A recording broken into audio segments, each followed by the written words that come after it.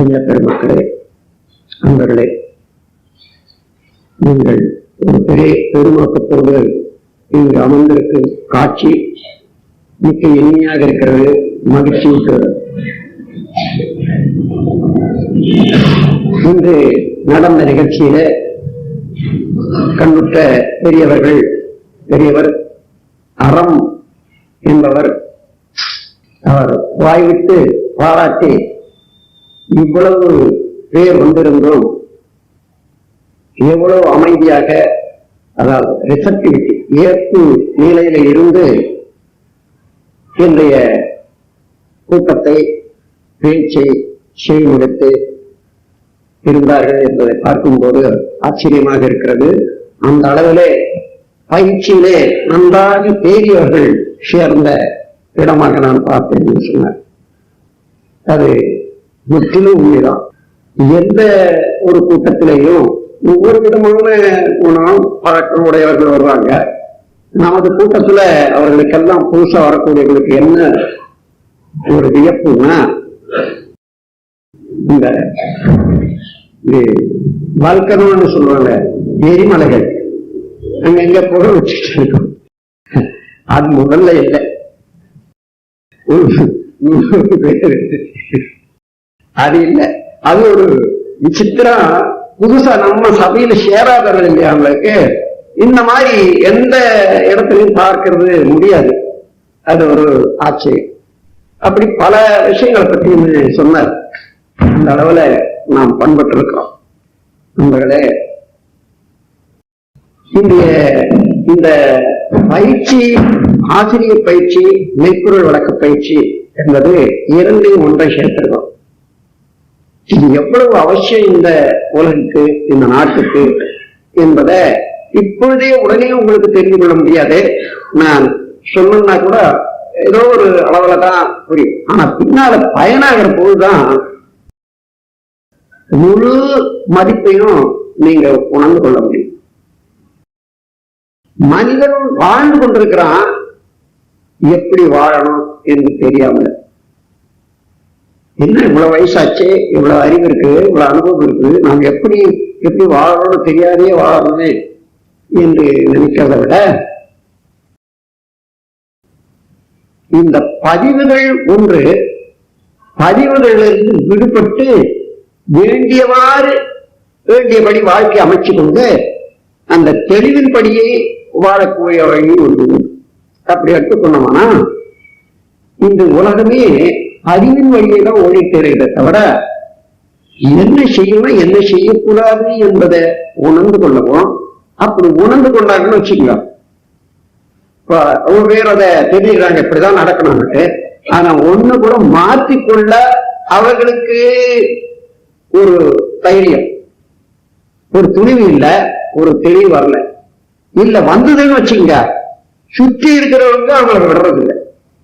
இந்த மாதிரி சூழ்நிலையில தான் அந்த பழைய பதிவுகள் படியே வாழ வேண்டியதுல அறிவு இருந்தும் மனிதனிடம் இருக்கக்கூடிய ஒரு ஆற்றல், பேராற்றல் என்ற இன்றைக்கு எங்க நான் விளக்கின மாதிரி இறைவன் அடித்தளத்தில் இருக்கக்கூடியது. இறைவனுடைய முழுமை அப்படியே தான் இருக்குது. அங்கிருந்து அப்படியே உயிருக்கு வர்ற போது உயிரில இருந்து பெற்ற பதிவுகள் எல்லாம் தாங்கி அது மலை போல எத்தனை கோடி பிறவியை எடுத்து இந்த தொடரா வருதோ அந்த பதிவுகள் அப்படியே இருக்கு. இப்பொழுதும் இங்க பாக்குறோம், அங்க பாக்குறோம், அதை செய்யறோம், இதை செய்யறோம், என்ன செய்யணும்னா இந்த எண்ணத்துடைய ஆற்றலை நாம் பார்த்தோம்னா ஒரு பெரிய விந்தையாக இருக்கும். அந்த முறையில அத்தகைய ஒரு முழுமையான பேராற்றல் பெற்ற அறிவை உடைய மனிதன் ஒரு சிறு அளவு மாத்திரம் எடுத்து அதை ஒரு செலவு செய்து அல்லது பழைய கொண்டு அதிலேயே ஓடிக்கொண்டு இருக்கும். அதனால சந்தர்ப்பம் வர்ற போதோ தேவை உள்ள போதோ இந்த மிச்சம் இருக்கக்கூடிய ஆற்றலை நாம் பயன்படுத்த முடியாத ஒரு நிலையில இருக்கும். இப்ப மனித குலத்துல இதுதான் இப்போ ஒரு இருக்கக்கூடியத ஒரு பெரிய பலகீனம். தெரிந்து நடக்கணும், தெரிந்தபடி நடக்கணும். அப்படி நடக்கிறது நல்லதுன்னு நினைச்சதை துணிஞ்சி செயல்படுத்தணும் என்ற அளவுக்கு ஒரு இயக்கம் தேவை. தனியா ஒவ்வொரு மனிதனும் செய்யவே முடியாது. ஆனால் இப்பொழுது நாம் கிட்டத்தட்ட லட்சம் பேர் இந்த தமிழ்நாட்டுல இந்த குண்டலி யோகத்துல சேர்ந்து பயின்று வர்றோம். குண்டலி யோகம், காயகல்பம் இவைகள். ஆகையினால இனி முன்ன பின்ன பார்க்க வேண்டியதில்லை. நாம் தெளிந்து எவ்வாறு நடக்க வேணும்னு தெரிஞ்சுக்க முடியும். துணிஞ்சி நாம் திருத்தத்தோட வாழறதுக்கும் முடியும். அந்த மாதிரி காலத்துல ஒரு நல்லதோடு இயக்கமாக வளர்ந்து வர்றது என்றது உங்களுக்கு தெரியும். உலகத்துக்கு ஆன்மீகத்துல சரியான வழிகாட்டுறது எத்தனையோ வழி இருக்குது. சாதாரணமா பக்தி மார்க்கத்துல அல்லது ஒரு கற்பனை கதைகளை ஊட்டி இதை செய்யலாம் அப்படி செய்யலாம் என்று இதெல்லாம் ஆன்மீகத்துல இருக்கு. அதெல்லாம் ஒரு கால வரையில தேவைதான். அதை விட்டுணும். அது என்னைக்குமே அதே தேவைதானா இல்லை. அதை கடந்து வந்துட்டு இந்த பக்தி மார்க்கத்துல இருக்கக்கூடிய வழிமுறைகள் எல்லாம் எப்படின்னா, முட்டை இருக்குது, முட்டையை அவைய வைக்கிறோம். நல்ல குஞ்சு உருவாகிற வரைக்கும் அந்த ஓடு இருந்துதான் ஆகணும். ஆனா குஞ்சு உருவாயிட்ட பிறகு அந்த ஓடு இவ்வளவு பத்திரமா அதை காப்பாத்திருக்கிற அது அந்த உள்ள இருக்கக்கூடிய வெள்ளாம்பலி, மஞ்சள் அம்பலி இவைகள் எல்லாம் கூட காப்பாத்தி இருக்கிறதுக்கு அந்த ஓடு அவசியம் தானே. அது உடையாத இருக்கணும்னுட்டு அது குஞ்சு படிக்கிற 4 நாள் இருக்கும்போது உடஞ்சிட போகுதுன்னுட்டு ஏதோ ஒரு ஸ்காட்ச் டேப்பை போட்டு ஒரு 4 சுத்திட்டு வந்துட்டாருன்னா என்ன ஆகும்? அந்த மாதிரி இன்னைக்கு ஃபிக்டிஷியஸ் ஸ்டோரிஸ், அதாவது கற்பனையான கதைகள்ல இருக்க வேண்டியதுதான். மனிதன் உயர்றதுக்கு அந்த குஞ்சு உருவாகிற வரைக்கும் அந்த முட்டையோட அவசியம்தான். அதுக்கு முன்ன உடைச்சிட்டா போச்சு, அதுவும் பிரயோஜனம் இல்லை. அதே போல பக்தி மார்க்கம் என்பது அது கற்பனையாக இருந்தாலும் அது ஒரு கால அளவுக்கு தேவைதான். ஆனா அறிவு முழுமை பெற்று வரும்போது அவர்கள் அதை விட்டு விலகி கொள்ளணும். விலகிறதுக்கு வழி இருக்கணும், விலகித்தான் ஆகணும். அதன் பிறகுதான் முழுமையாக அறிவு வெளிப்பட முடியும். இப்போ அந்த மாதிரி கட்டி வச்சுட்டதுனால ஏதோ ஒரு எல்லையில இருந்து கொண்டு அதுக்கு மேல போக முடியாதுன்ற அளவுல அந்த நம்பிக்கையோ அல்லது ஒரு தவறான நம்பிக்கையோ சரியான நம்பிக்கையோ அப்படியே உலகம் போய்கொண்டிருக்கு. இந்த நேரத்துல தான் எல்லா மதங்களும் கடவுளை பற்றி கூறிக்கொண்டே வருகின்றன என்பது உங்களுக்கு எல்லாருக்கும் தெரியும்.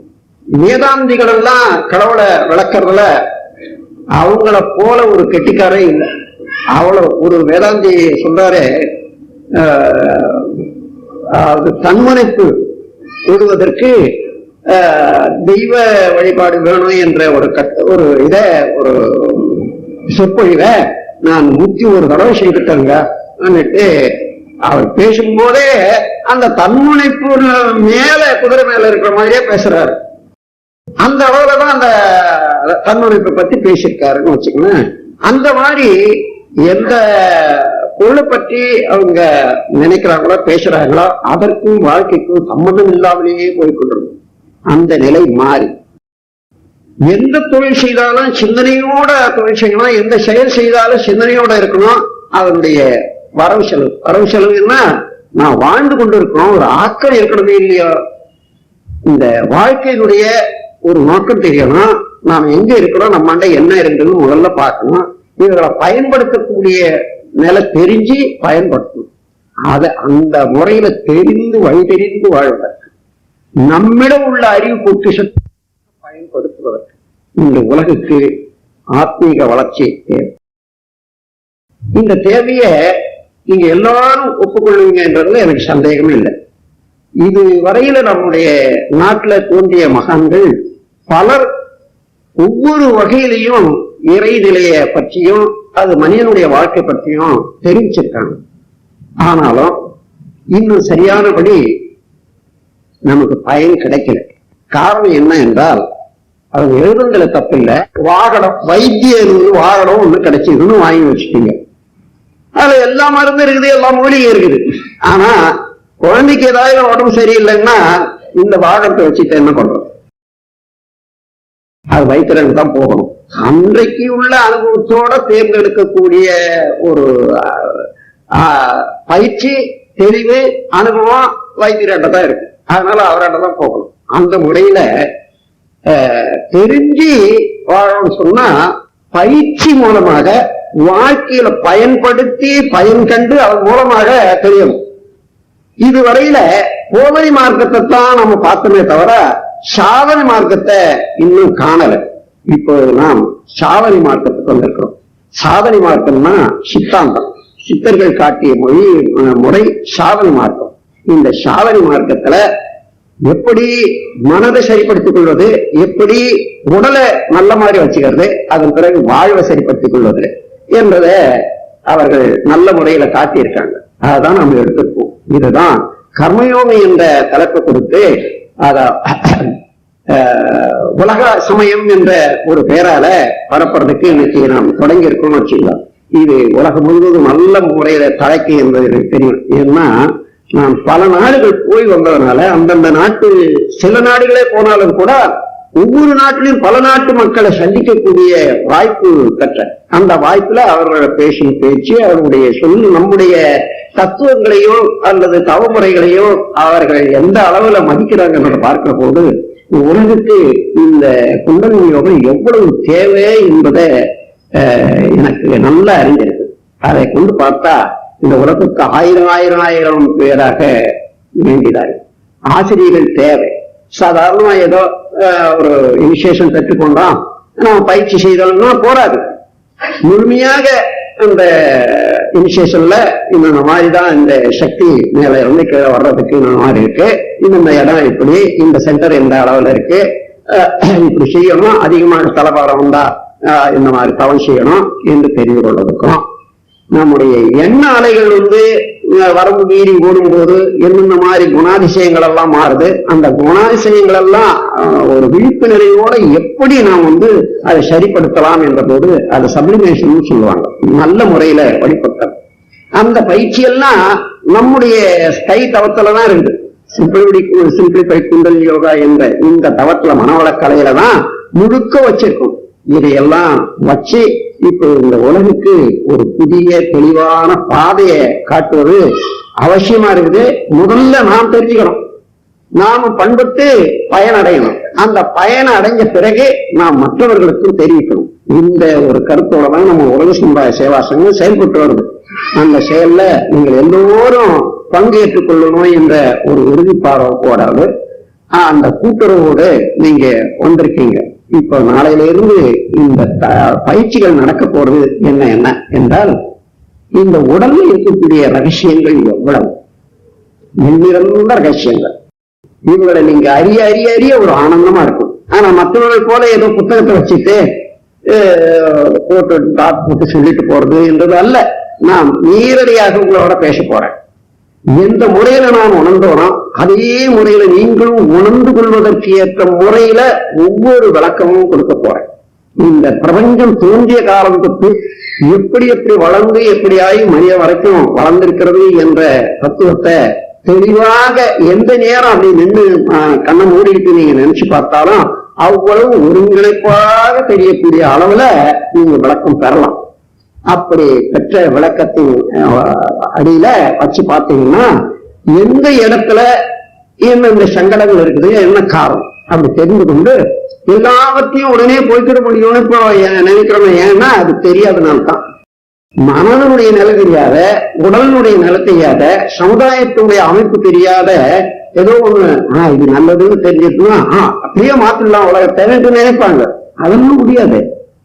அத சரியான முறையில அதை தெரிந்து படிப்படியாகத்தான் மாற்றணுமே தவிர ஒரே அடியை மாத்திட முடியாது. நம்முடைய பயிற்சி முறையில அந்த மாதிரி நல்ல முறையில எப்படி தெரிந்து என்னென்ன குணத்தை நடக்கைய எப்படி மாற்றணும் என்றதெல்லாம் ஒரு பிராக்டிக்கல் லைஃப் என்ற முறையில கைவல்யமாக நாம் நடத்தி காண்பிக்கிறோம். இந்த முறையை நான் நாளையில இருந்து முதல்ல தெய்வத்துக்கும் மனிதனுக்கும் உள்ள சமம் என்ன, அதுக்கு இடையில என்னென்ன தத்துவங்கள் எம்மாதிரியாக இணைந்து இருக்கின்றன என்பதை இந்த ஒரு 6 நாள் பயிற்சிக்கு பின்னால இன்றைக்கு இருக்கக்கூடிய மனநிலையில உங்களுக்கு நீங்க பல தடவை என்னுடைய கருத்துக்களை படிச்சு இருப்பீங்க, ஆராய்ந்து இருக்கீங்க, நேரடியாக இதே போல பயிற்சிக்கும் வந்திருக்கலாம். ஆனாலும் இந்த 6 நாள் பொறுத்த பிறகு உங்களுடைய உள்ள எந்த அளவு திறந்து உங்களுடைய அறிவு பொக்கிஷம் எந்த அளவுக்கு உயர்ந்து வருது என்றதை நீங்களே உணரலாம். அந்த முறையில ஒவ்வொரு நாளும் பாடம் நேர்முகமாக எந்த எந்த அளவில் நம்முடைய உள்ளத்தை பெருக்கிக் கொள்ளணுமோ அந்த முறையில இங்கே பாடங்கள் நடக்கும். பாடங்கள் நடந்த பிறகு ஒரு சந்தேகம் என்பது எல்லாருக்கும் புதுதான். அது விளங்கிக் கொள்ளணும்ன்ற முறையில எவ்வளவு நீங்க ஆர்வத்தோடு விளங்கிக் கொள்ளணும் என்ற சந்தேகத்தை கேள்விகளாக நீங்க கேட்டாலும் அது உங்களுக்கு மாத்திரம் அல்ல, மற்றவர்களுக்கு கூட பயன்படும். அது உங்களுக்கு தெரிஞ்சு கூட இருக்கலாம். பதில நீங்க சில சமயம் கேட்கலாம். நான் அந்த மாதிரி பார்த்திருக்கேன். ஒருத்தர் தெரிஞ்சிருக்குது அதை கேட்கிறார். அது ஏன்னா மற்றவங்க கேட்டா எப்படி சொல்றதுன்னு தெரியல அவருக்கு. அதனால அந்த கேள்வியை கேட்டு அவர் பிறருக்கு நல்லா விளக்கணும்ன்ற ஆர்வம் இருக்கிறது. அத நல்ல முறையில விளக்குறதுக்கு இவங்க எப்படி சொல்றாங்க அது இருந்து நான் ஆகையினால எந்த விதத்திலையும், அதாவது ஒரு இந்த கலிபோர்னியாவில் ஒரு வக்கீல் இருக்காரு, அட்டார்னி. அவர் நம்முடைய சிஷ்யர். அவர் சொல்லுவாரு, எவ்வளவு என்ன மாதிரி கேள்வினாலும் நீங்க கேட்கலாம் சாமிஜியே, there is no stupid question, there is a stupid answers in the world. அதாவது கேள்வியில எதுவுமே கெட்டது அல்லது மூடத்தனம்னு சொல்றதுக்கு இல்ல, விளங்கிக் கொள்ளணும் என்ற கேள்விதானே வருது. அதனால அதுல ஒண்ணும் தப்பு இல்லை. ஆனா அதுக்கு பதில் கொடுக்குற ஆளுங்க இருக்காங்களே, அதுலதான் இருக்கு மிஸ்டேக்னு சொல்லி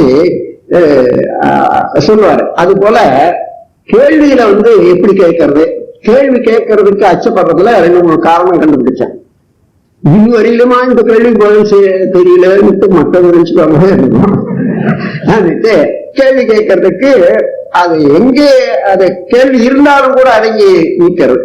அதுக்கப்புறம் இன்னும் கொஞ்சம் படி போய் சாமிக்கு போய் நாம போய் கேள்வி கேட்கலாமா என்று அந்த ஒரு எண்ணம். இந்த 2மே வேண்டாம்.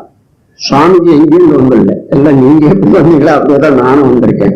உங்களோட கூட குடும்பத்தோட எல்லாம் அரிசி பருப்பு வேலை தெரிஞ்சு எல்லாம் வாழ்ந்துட்டு தான் இருக்கக்கூடிய இடத்துல நானும் இருக்கிறேன். அதனால தனியா ஒண்ணும் இல்லை. அந்த மாதிரி சாமிஜின்னா ஒண்ணுமே தெரியாது. அவங்க நம்ம குடும்பத்துல படுற கஷ்டம் அவங்களுக்கு யாருக்கு என்ன தெரியும்? ஒண்ணு தெரியாது. நான் எனக்கு எல்லாம் தெரியும். அது ஒரு சம்சாரத்துக்கு 2 சம்சாரம்னா எவ்வளவு தெரியும்?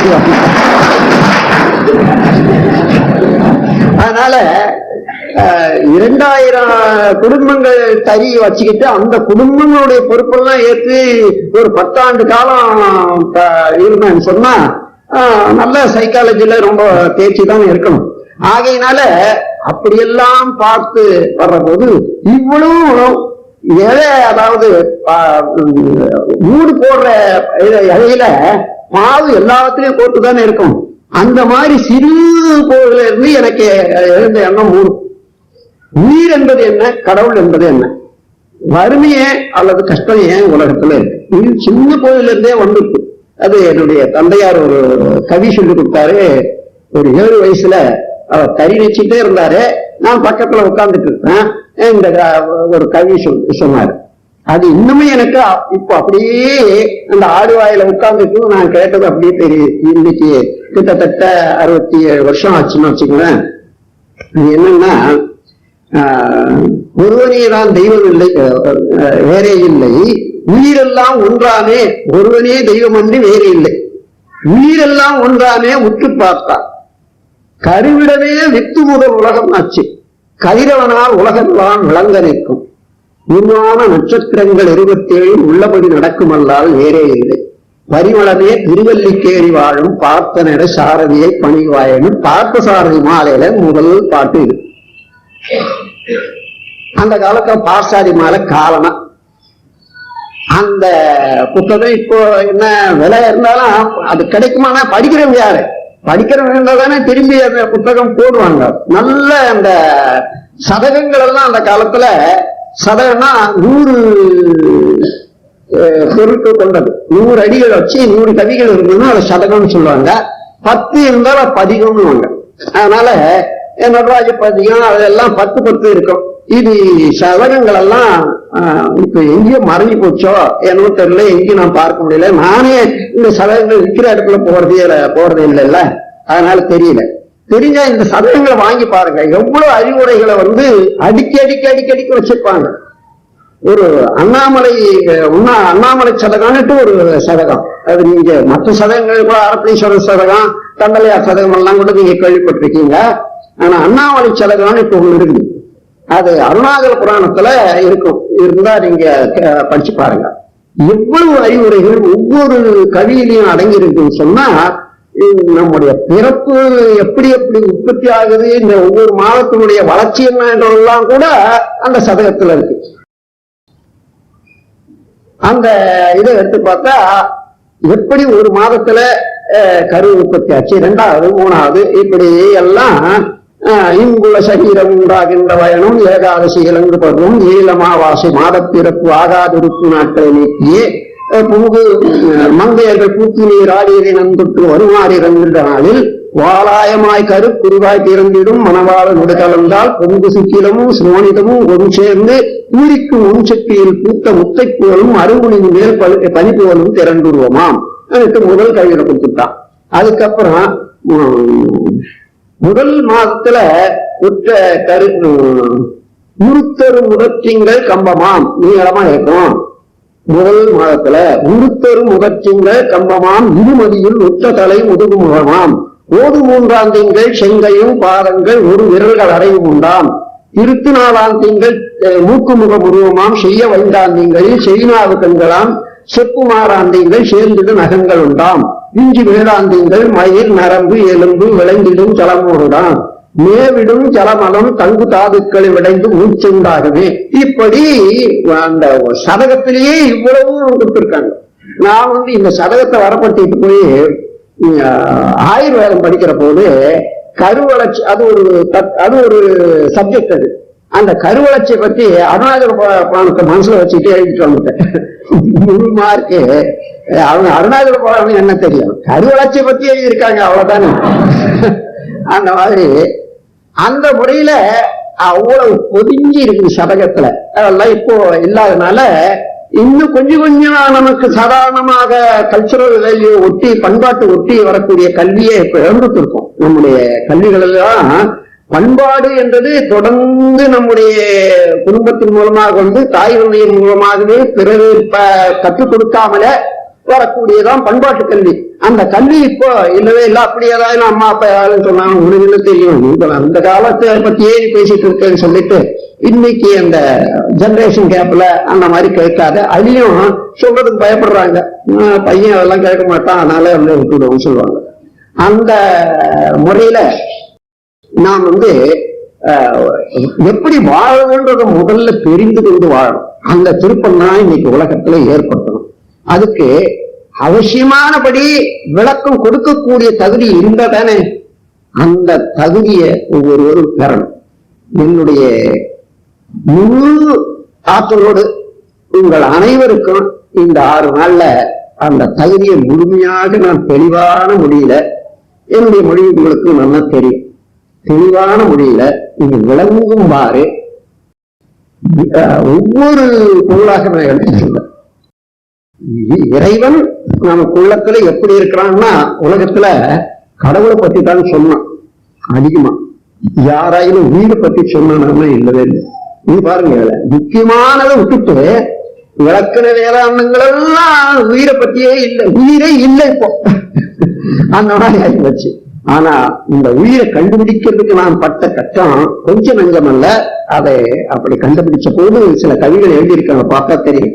அந்த மாதிரி உயிரை கண்டுபிடிச்ச பிறகுதான் உயிர் மூலமாக உயிரில இருந்து வரக்கூடிய அந்த பதிவுகள், அதுல இருந்து வரக்கூடிய இந்த அலைகள், அந்த அலையினுடைய இதெல்லாம் பல உண்மைகளை கண்டுபிடிச்சு இப்ப அவ்வளவு உங்களோட நான் ஒப்பிட்டு போறேன். ஏன்னா நீங்க அதே இடத்துக்கு போக முடியும், அந்த இடத்துலயும் நிற்க முடியும். ஆகையினால நான் சொல்றது நல்லா விளங்கி கொள்ளவும் முடியும். அந்த முறையில ஒரு முழுமையான அறிவை விருத்தி செய்து கொண்டு நீங்கள் எப்படி வாழணும்ன்றது தெரிந்து கொண்டு வாழ்க்கைக்கு எவ்வளவு பயன்படுத்தணும் பட்டீங்க. இன்னும் மிச்சம் வேண்டியவர்களுக்கு எவ்வளவு தூரம் உதவ முடியுமோ இந்த அறிவை கொண்டு உதவுங்க. அந்த அளவுல நீங்க ஒரு பூரணமாக அறிவுல தெளிந்து ஒரு தெளிவோட இன்றைக்குதான் எனக்கு நல்லா தெளிவா தெரிஞ்சிருது. அதன் பிறகு நான் இப்ப சொல்றேன்னு வேணாம், பின்னால பாருங்க.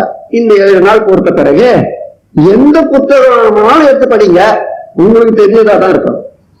அல்லது அந்த புத்தகத்துல இந்த இடத்துல அவன் தப்பு செய்யறான்னு கூட தெரிஞ்சுக்கலாம். அந்த அளவுல எல்லா நூல்களுடைய ஒரு அர்த்தத்தையும் புரிஞ்சிக்க முடியும், வேதாந்தமானாலும் சரி சித்தாந்தமானாலும் சரி. அதனால அது முதல் பொருளை தெரிந்து கொண்டாலே மற்ற பொருள் எல்லாம் அது தெளிவாக வரும். ஆகையினால அந்த முறையில நல்ல ஒரு பொறுப்புள்ள பாடங்களாக நாம் தேர்ந்தெடுத்து நாளையில இருந்து நீங்க படிக்க போறீங்க. இது பாடங்கள் முக்கியம். அதன் பிறகு பயிற்சி எப்படி ஒருவருக்கு இந்த குண்டலி சக்தி ஏற்றுவது இறக்குவது என்ற போது கை பயிற்சி நல்ல முறையில ஓடுறது தெரியணும். அதுக்கு போதிய பயிற்சி வேணும். அதனால காலையில மாலையில ஒவ்வொரு நாளும் எப்படி பிறருக்கு உபதேசம் செய்யறது என்பதை நல்ல ஒரு பயிற்சியை நாங்க கொடுக்க போறோம். நான் இங்க இருந்து காண்பிக்கிற போது நீங்க செய்யலாம். அதே நேரத்துல உங்களுக்கு ஆசிரியர்களை தேர்ந்த ஆசிரியர்கள் சில நாளைக்கு உங்களுக்கு ஒத்தாசையா கொடுப்பேன், அங்கங்க இருப்பாங்க. அவர்களும் பார்த்து நீங்க எப்படி இப்படி கைய அசைக்கணும், கையை தூக்கணும், கையை இறக்கணும், நீங்க நல்ல ஒரு 4 தடவை பயின்றிட்டீங்கன்னா சரி, நானும் இனிஷியேஷன் பண்ண முடியும் என்ற ஒரு தெளிவோட நம்பிக்கையோட இந்த காந்தி மண்டபத்தை விட்டு இந்த 7வது நாள் வெளியேறும் ஒரு நல்ல ஒரு நம்பிக்கையும் ஏற்படுத்துறேன். இந்த முறையில ஒரு பெரிய காரியத்தை இந்த உலகுக்கு சாதிக்க நீங்க வந்திருக்கிறீங்கன்றத மறக்க வேண்டாம். நாம் பிறந்ததனுடைய நோக்கத்தை அடையிறதுக்காகவும் அதே போல அதை அடைய முடியாத இருட்டில் தவித்துக் கொண்டிருக்கிறவர்களுக்கு விளக்கெடுத்து காண்பிக்கக்கூடிய ஒரு ஒத்தாசைகிறது போலையும் உங்களுடைய வாழ்வும் உங்களுடைய பயிற்சி அமையட்டும் என்று சொல்லி நீங்களும் உங்கள் குடும்பமும் சீரோடு சிறப்போடு வாழணும் என்று எல்லாம் வல்ல இறைநிலையோடு என் மனதை இணைத்துக் கொண்டு வாழ்க வளமுடன் என்று வாழ்த்தி வரவேற்கிறேன். வாழ்க வளமுடன்.